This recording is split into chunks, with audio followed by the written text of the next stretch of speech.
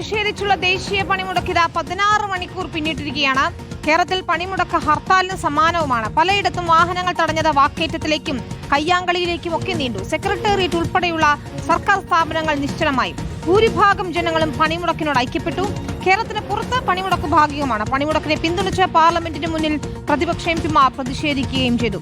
റോഷിപ്പാലും അർജുൻ മട്ടന്നൂരും ഷഹദ് റഹ്മാനും റഹീസ് റഷീദും ഗോപാൽ ശീലാസനലും നോബൽ മാരിക്കാരനുമാണ് ചേരുന്നത്. ആദ്യം തിരുവനന്തപുരത്തേക്ക് പോയാൽ തിരുവനന്തപുരത്ത് പണിമുടക്ക് പൂർണ്ണമാണ്. സെക്രട്ടേറിയറ്റ് ഉൾപ്പെടെയുള്ള സർക്കാർ സ്ഥാപനങ്ങളിൽ പകുതിയിൽ കൂടുതൽ ജീവനക്കാർ എത്തിയില്ല. തെക്കൻ കേരളത്തിൽ പണിമുടക്ക് പൂർണ്ണം തന്നെയാണ്. നെയ്യാറ്റിൻകരയിൽ KSRTC സർവീസ് നടത്തുന്നതിനെത്തിയ ജീവനക്കാരെ സമരാനുകൂലികൾ തടഞ്ഞത് വാക്കേറ്റത്തിനിടയാക്കി.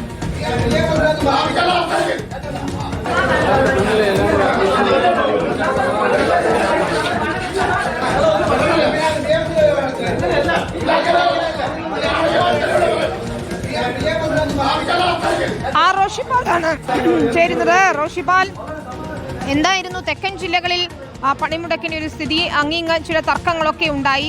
സെക്രട്ടേറിയറ്റിൽ സംസ്ഥാന തലസ്ഥാനത്ത് സെക്രട്ടേറിയറ്റ് പോലും സ്തംഭിക്കുന്ന രീതിയിലേക്ക് പണിമുടക്ക് മാറിയല്ലോ.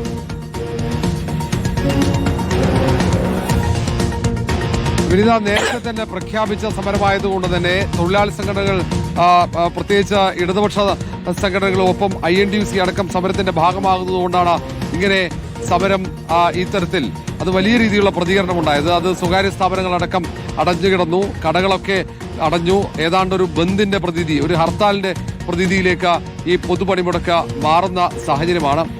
BMS ഒഴികെയുള്ള എല്ലാ തൊഴിലാളി സംഘടനകളും ഈ സമരത്തിന്റെ ഭാഗമാണ്. അതുകൊണ്ടാണ് തിരുവനന്തപുരത്ത് ഇങ്ങനെ അത് പ്രതിഫലിക്കുന്നത്. സെക്രട്ടേറിയറ്റിലെ ജീവനക്കാർ പതിവ് പോലെ ഇത്തരം സമരങ്ങളിൽ അതിന്റെ ഭാഗമാകാറുണ്ട്. സർക്കാർ ഓഫീസുകൾ ഭൂരിഭാഗവും അടഞ്ഞു കിടക്കുന്നു.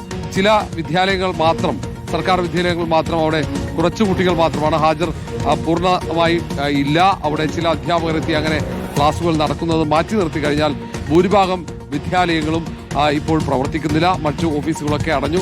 അനിഷ്ട സംഭവങ്ങളൊന്നും ഉണ്ടായില്ലെങ്കിലും ചിലയിടങ്ങളിൽ വാക്കേറ്റമുണ്ടായി. രാവിലെ തമ്പാനൂരിലൊക്കെ വാഹനം തടയുന്നുണ്ടായിരുന്നു.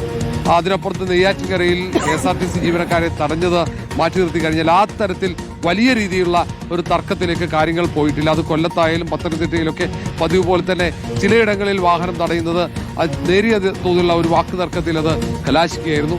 വലിയ പ്രതിഷേധങ്ങൾ നഗരത്തിലുണ്ടായി. രാവിലെ അത് വീശുവൻകുട്ടിയൊക്കെ നടന്നു പോകുന്ന ദൃശ്യങ്ങളൊക്കെ കണ്ടതാണ്. ആ പ്രതിഷേധം കൃത്യമായി തിരുവനന്തപുരത്ത് തലസ്ഥാനത്തും ഒപ്പം തെക്കൻ ജില്ലകളിലും പ്രതിഫലിച്ചിട്ടുണ്ട്. വിനീത. ശരി, റോഷിപ്പാലാണ് തെക്കൻ ജില്ലകളിൽ ഒരു ചിത്രം നൽകിയത്. മധ്യ കേരളത്തിലും പണിമുടക്ക് പൂർണ്ണമാണ്. അങ്കമാലിയിൽ KSRTC സൂപ്പർ ഫാസ്റ്റ് ബസ് തടഞ്ഞു. പെരുമ്പാവൂരിലും കട്ടപ്പനയിലും ബാങ്കുകൾ അടപ്പിച്ചു. യൂബർ ടാക്സികളും തടയുന്ന സാഹചര്യമുണ്ടായി. എന്നാൽ കൊച്ചി മെട്രോയും വാട്ടർ മെട്രോയും സർവീസ് നടത്തുന്നുണ്ട്. അർജുൻ മട്ടന്നൂരാണ് ചേരുന്നത്. അർജുൻ, ടെക്കികൾ കൂടുതലുള്ള നഗരമാണ് കൊച്ചി. എന്തായിരുന്നു കൊച്ചിയിലെ പണിമുടക്കിന്റെ ഒരു സ്ഥിതി?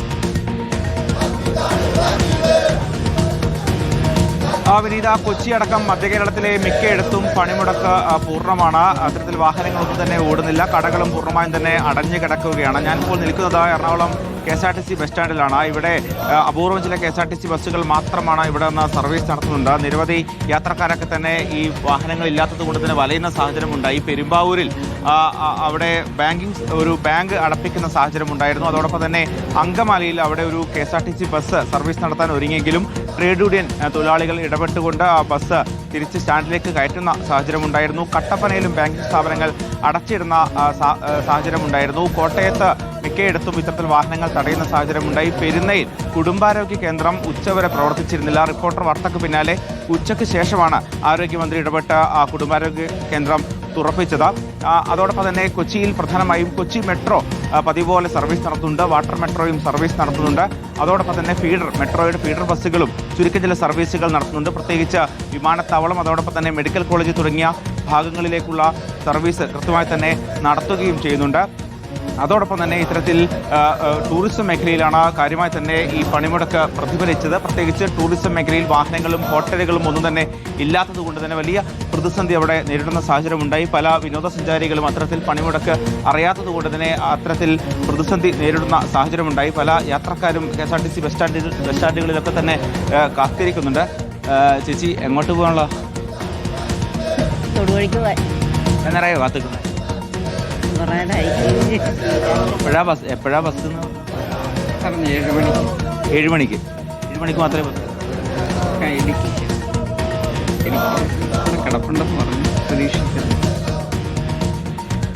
അങ്ങനെയാണ് വിനീത ആ സാഹചര്യം. അതായത് പല യാത്രക്കാരും അടിയന്തരമായി യാത്ര ചെയ്യേണ്ട ആളുകളൊക്കെ തന്നെ ഇത്തരത്തിൽ പ്രതിസന്ധിയിൽ ആയിട്ടുണ്ട്.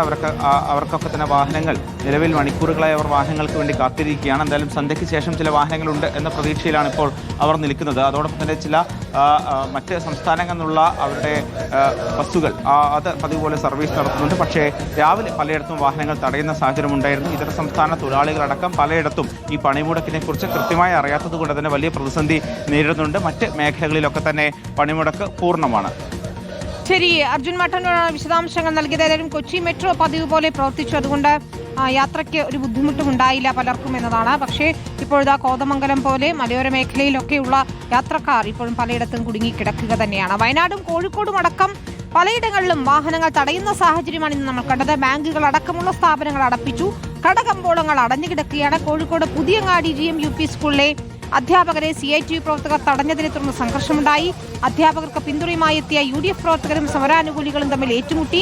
സ്കൂളിൽ കയറാൻ കഴിയാതെ അധ്യാപകർ മടങ്ങിയതോടെയാണ് സംഘർഷാവസ്ഥ അവസാനിച്ചത്.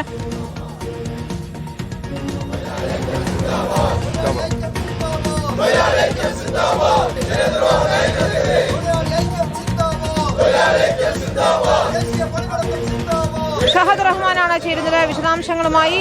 ഷഹദ്, മലബാറിൽ എനിക്ക് തോന്നുന്നു പലയിടങ്ങളിലും ഈ രീതിയിലുള്ള വാക്കുതർക്കമൊക്കെ നമ്മൾ കണ്ടു. എന്താണ് ഒരു സാഹചര്യം? വിനീത, നിലവിൽ ഇപ്പോൾ ഈ 16 മണിക്കൂർ പിന്നിടുന്ന ഘട്ടത്തിൽ ഹർത്താൽ പൂർണ്ണമാണ് എന്ന് വേണം നമുക്ക് ഈ ഒരു ഘട്ടത്തിൽ പറയാൻ. ഞാൻ നിൽക്കുന്നത് കോഴിക്കോട് പുതിയ ബസ് സ്റ്റാൻഡ് പരിസരത്താണ്. ഇപ്പോൾ നമുക്ക് നിരത്തുകളിൽ കാണാൻ സാധിക്കും വാഹനങ്ങളൊക്കെ, അതായത് കാറ്, ഇരുചക്ര വാഹനങ്ങളൊക്കെ തന്നെ, സ്വകാര്യ വാഹനങ്ങളൊക്കെ തന്നെ നിരത്തുകളിലേക്ക് ഇറങ്ങുന്ന കാഴ്ച നമുക്ക് കാണാൻ സാധിക്കും. എന്നാൽ തൊട്ടടുത്തായിട്ട് ഇത്തരത്തിൽ ഈ സ്വകാര്യ ബസ്സുകളൊക്കെ നിർത്തിയിട്ടിട്ടുണ്ട്. ആ സ്വകാര്യ ബസ്സുകൾ നിർത്തിയിട്ട സ്ഥലങ്ങളിലൊക്കെ, അതായത് ബസ് സ്റ്റാൻഡിൽ നിർത്തിയിട്ട ബസ്സുകളൊന്നും തന്നെ ഇന്ന് സർവീസ് നടത്തിയിട്ടില്ല. കാരണം രാവിലെ തന്നെ സമര അനുകൂലികളൊക്കെ തന്നെ എത്തി ഇത്തരത്തിൽ ഈ ബസ് ജീവനക്കാരെയും അതുപോലെ തന്നെ KSRTC ബസ്സിൽ പോകുന്നതൊക്കെ തടയുന്ന ഒരു സാഹചര്യം ഉണ്ടായിട്ടുണ്ടായിരുന്നു. ഇപ്പോൾ നമ്മൾ നിൽക്കുന്നത് പുതിയ ബസ് സ്റ്റാൻഡിലെ പ്രധാനപ്പെട്ട ജംഗ്ഷനിലാണ്. ഇവിടെ ഈ സ്വകാര്യ വാഹനങ്ങളൊക്കെ തന്നെ നിരത്തുകളിൽ ഇറങ്ങിയിട്ടുമുണ്ട് എന്നുള്ളതാണ് പറയാനുള്ളത്. മറ്റൊന്ന്, ഇവിടുത്തെ ഈ സ്ഥാപനങ്ങൾ, ചില സ്ഥാപനങ്ങളൊക്കെ തുറന്ന് പ്രവർത്തിച്ചിട്ടുണ്ടായിരുന്നു. എന്നാൽ ആ സ്ഥാപനങ്ങളൊക്കെ പിന്നീട് അടപ്പിക്കുന്ന ഒരു സാഹചര്യമാണ് ഉണ്ടായിട്ടുണ്ടായിരുന്നത് എന്നുള്ളത് നമ്മൾ കണ്ടതാണ്. രാവിലെ ഇന്ന് നമ്മൾ കണ്ടു വലിയ രീതിയിലുള്ള സംഘർഷങ്ങളിലേക്കൊക്കെ കാര്യങ്ങൾ പോകുന്നത് നമ്മൾ കണ്ടതാണ്. അതായത് ഈ പുതിയങ്ങാടി GMUP സ്കൂളിലാണ് അവിടെ അധ്യാപകർ ഇന്ന് ഡ്യൂട്ടിക്ക് എത്തിയിട്ടുണ്ടായിരുന്നത്.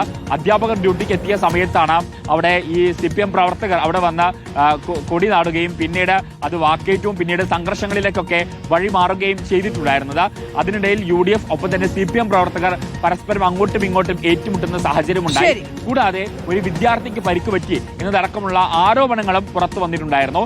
എന്തായാലും ഇപ്പോൾ ഈ ഹർത്താൽ വൈകുന്നേരം എത്തുമ്പോൾ, ഇപ്പോൾ നമ്മൾ ഈ സംസാരിക്കുന്ന സമയം 4:13 ഈ ഘട്ടത്തിൽ ഇപ്പോൾ അതായത് വാഹനങ്ങളൊക്കെ, ചെറിയ ചെറിയ വാഹനങ്ങൾ നിരത്തുകളിൽ ഇറങ്ങി തുടങ്ങിയിട്ടുണ്ട്.